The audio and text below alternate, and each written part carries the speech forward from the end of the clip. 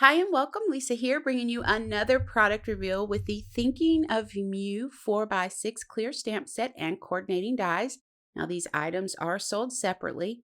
The Thinking of Mew stamp set includes 4 cat images. It also includes these 5 detail stamps, 3 hearts, and 2 fish that are perfect for adding finishing touches to your paper craft projects.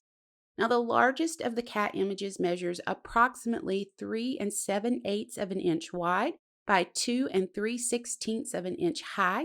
The 3 sentiments that are perfect for many occasions: What's Mew, Thinking of Mew, and Mew Make Me Smile. Now, I'm stamping the images using VersaFine Clair Nocturne ink onto 80-pound smooth cardstock. And once I have these stamped, I'll line the dies up and run them through my die cutting machine. Here you can see the images cut out. Now, I personally love coordinating dies because there are so many techniques that you can do with them. One of my favorites is partial die cutting.